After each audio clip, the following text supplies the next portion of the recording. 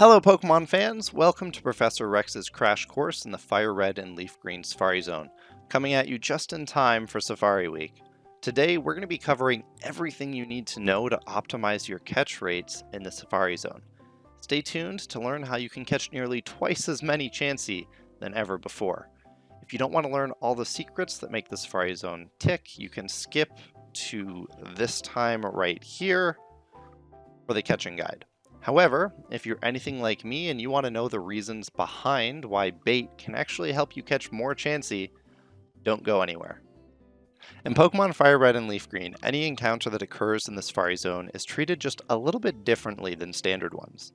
First off, you'll notice that we don't have a Pokemon to battle with, so there isn't any way to reduce the HP of the wild Pokemon. However, there are still ways to change the catch rate of these Pokemon. On paper, bait is supposed to decrease the odds of a Pokemon fleeing by 75%, while also reducing its catch rate by 50%. On the other side of things, rocks will double both the catch rate and the flee rate of a Pokemon. Now, if bait actually worked this way, I wouldn't be here to talk about it. However, due to some interesting flaws programmed into the game, and properties of integer division, we can utilize bait to drastically improve the odds of successfully catching some species of Pokemon. First, I think it's important to discuss how the game calculates the catch rate in the Safari Zone. Unlike any other encounter, which would use the base catch rate of a Pokemon, the Safari Zone calculates a catch factor, which is a much smaller integer which is supposed to be easier to adjust when bait or rocks are used. To calculate the catch factor of a Pokemon, the game will first go and get the base catch rate for that species of Pokemon. It will then convert it into a catch factor by multiplying the catch rate by 100, then dividing it by 255, and finally dividing it by 5 again.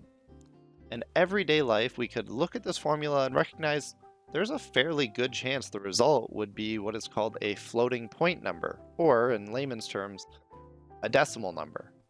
However, as the game does these operations, the result from each step is stored in memory as a single integer value. The result is that the catch factor, in most cases, is lower than it would be otherwise. As an example, let's take a look at Chansey. Chansey has a base catch rate of 30. Using a standard division, the resulting catch factor should be 2.35. However, when we truncate the results after each step, we see that the catch factor the game calculates is actually 2. But why does this matter, you might ask? Well, the important is shown when the game turns that catch factor back into a catch rate when the ball is thrown. To get the catch rate, the game is programmed to redo these steps in the opposite order. And at this point, the damage has already been done. As you can see, when we convert Chansey's catch factor of 2 back into a catch rate, we ended up with a catch rate of just 25. Now, the only two Pokemon in the Safari Zone who actually use the correct base catch rate are Poliwag and Magikarp, and that's just because 255 is their catch rate and the math just doesn't screw them up. But all others suffer from the implication of truncation. So, great. All we've discovered so far is that Chansey's actually harder to catch than what we thought before. Amazing work, right? Well, when I was looking into this, I found a single glimmer of hope on a Cerebi post from 2010. A post by Kelv SYC mentioned a minimum catch factor of 3. Could it have been true? Why don't we take a look? When we first encounter a Chansey, we can see here in my RAM watch that Chansey has a catch factor of 2. Not really what I was hoping to see. On paper, throwing bait should reduce that catch factor to a measly little 1, right? Right? However, when we throw a bait, we see something absolutely fantastic. The catch factor actually increased. With a catch factor of 2, Chansey's catch rate per ball is just 4.9%, though a catch factor of 3 bumps that all the way up to 8% per ball. You may ask, why on earth is that the case? And that's a great question. And as it turns out, after throwing bait, this floor is actually changed to 3, which causes Chansey's catch factor to go up, and all other Pokemon can't go below it. However, the catch factor is just one of the oddities in the Safari Zone's encounter system. Another factor to consider is the game's flea calculation method. Each Pokemon that can show up in the Safari Zone has an escape rate programmed into the games. This escape rate is converted into a flea factor the same way that catch rates are converted into catch factors. A breakdown of all the game's escape rates can be seen in this chart, which I've made publicly available on Bulbapedia. It can also be found in the PDF in the description below. When a Pokemon is first encountered, this flea factor can't be less than 2. Now, Chansey has a base escape rate of 125. If we perform the same operations as before, multiplying it by 100, dividing it by 255, and then dividing it by 5, we can see that Chansey's base flea factor is 9. When the game performs a standard flea check, it will use this flea factor multiplied by 5 to generate the odds of the Pokemon escaping as kind of like a base percentage. So with a flea factor of 9, Chansey's base flea probability is 45% per turn. This flea rate can be affected by the use of either bait or rocks.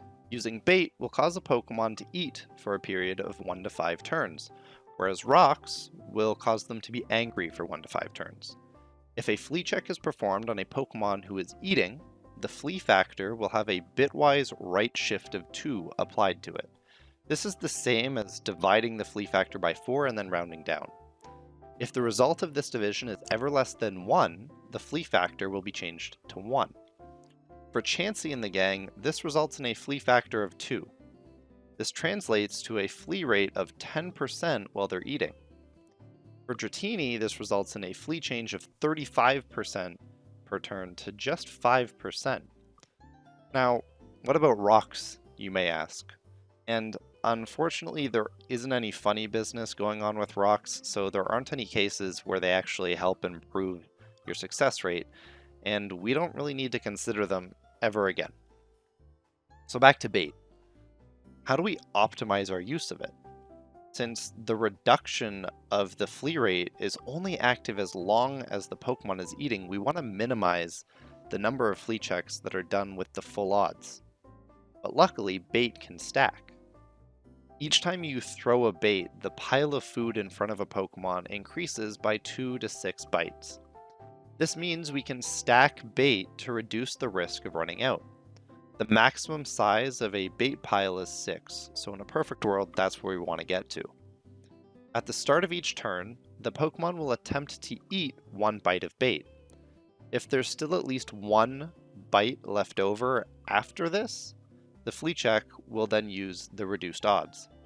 The fact that you need at least 1 bait left over is why throwing bait adds 2 to 6 bites, but only grants 1 to 5 turns of eating.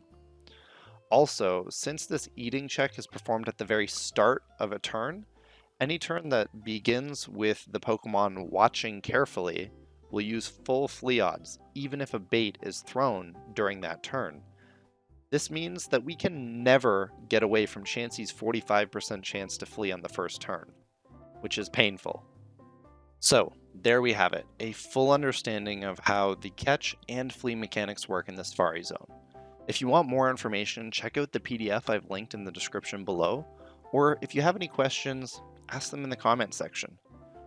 But now we have the fun stuff. Finally, I've used all of this information to calculate the optimal patterns of bait and balls that we can use to increase our odds of catching some specific species of Pokemon in the Safari Zone. Through the use of optimal bait and ball patterns, the following Pokemon see improvements to their per encounter success rate. Chansey sees a huge 85.8% improvement to its success rate, going from a success rate of just 10.28% per encounter all the way up to 19.1%. Dragonair, Tauros, Scyther Pinsir, and Kangaskhan all see a minor improvement of 16.75%, jumping from a success rate of 16.36% per encounter up to 19.1%.